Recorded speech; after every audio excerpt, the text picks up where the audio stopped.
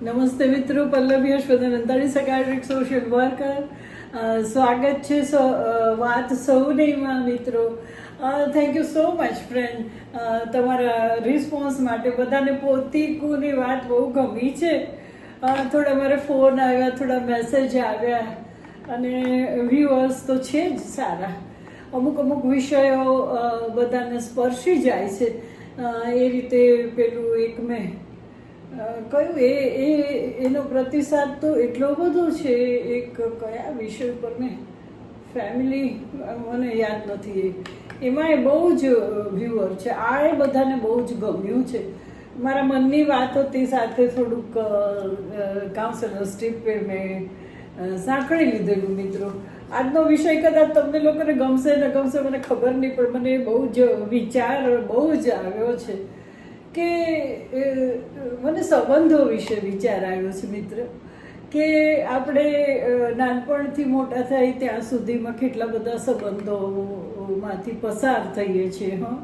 પુત્ર, પિતા, દાદા, કે સ્ત્રી હોય તો પુત્રી, માતા, દાદી, અને પતિ પત્ની, સંબંધમાં કાકા, ફોઈ, માસી, મામા, ગમે તેનું કંઈ ને કંઈ આપણે થતા હોઈએ.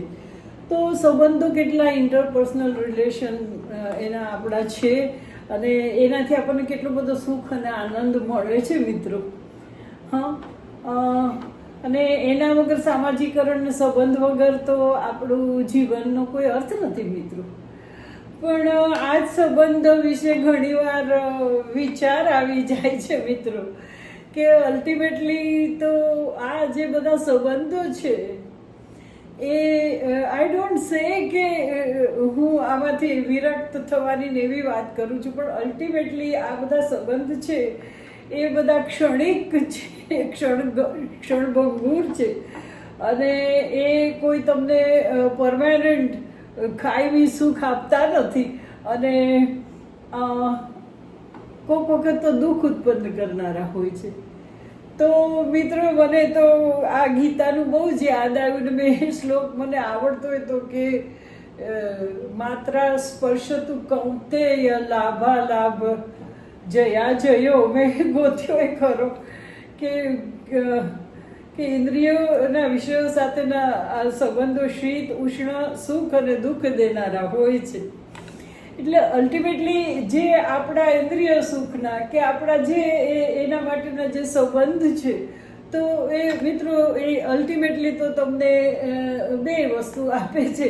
તો મિત્રો એ સંબંધો જેમ લાભ છે એમ ગેરલાભ ના કહીએ, પણ એની સાથે સંકળાયેલી ઘણી બધી વસ્તુ છે મિત્રો. કે આમાં કે જે સંબંધ કરીએ એટલે આપણને એક જાતની અપેક્ષા થઈ જાય છે સામી. બધો પ્રેમ કાંઈ નિર્વ્યાજ પ્રેમ નથી હોતો. આપણા મનમાં થોડુંક બદલાની કે આપણને કાંક મળે, આપણને રિટર્નમાં એવો પ્રેમ મળે, એવી બધી ઈચ્છા તો આપણી હોય છે મિત્રો.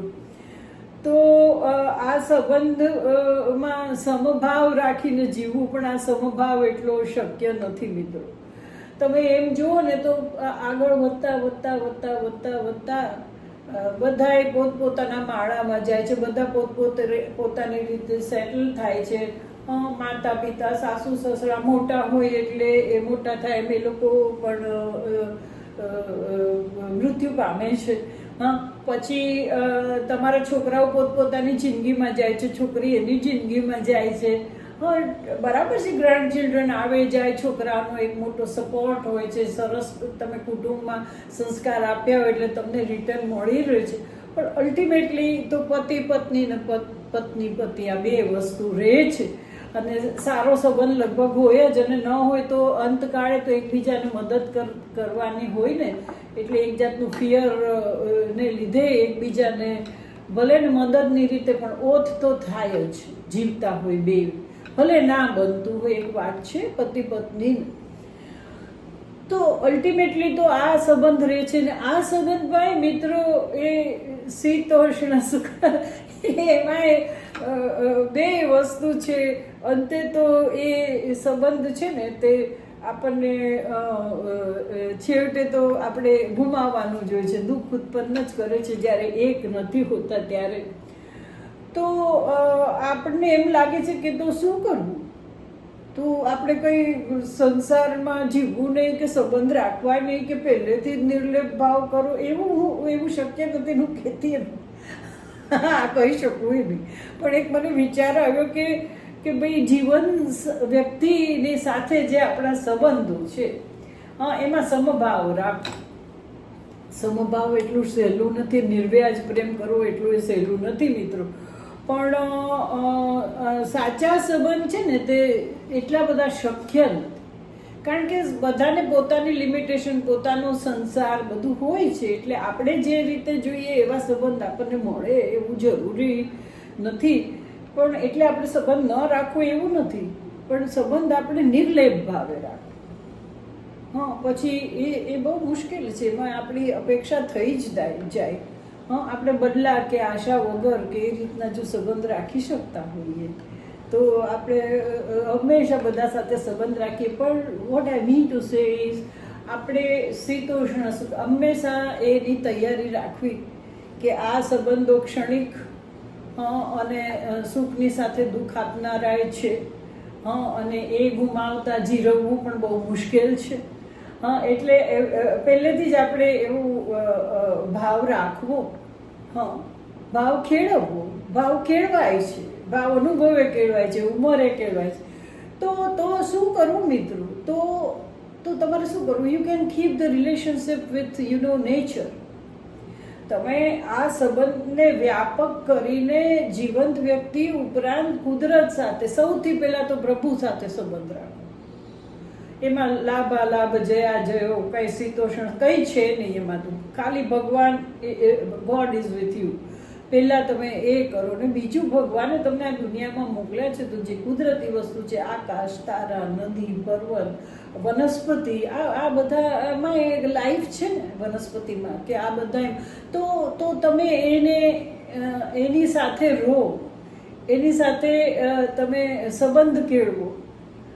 અને તમારી જાતને સ્વતંત્ર બનાવવા જો પ્રયત્ન કરશો તો આ બધું જે સાનિધ્ય છે જે તમને ક્યારેય દુઃખ પહોંચાડતું નથી મિત્રો. કે ભગવાન તમને ક્યારેય કંઈ કહેતા નથી કે આ બધી વસ્તુઓથી જોઈને તમારા મનને આનંદ મળે છે મિત્રો. તો એવું નથી કે સત્સંગ ન કરવો કે બધાના સંબંધ ન રાખવા, પણ આપણે આ એક માનસિક તૈયારી રાખવાની કે આ બધા સંબંધ ક્ષણિક છે અને it might give you pain as well as pleasure.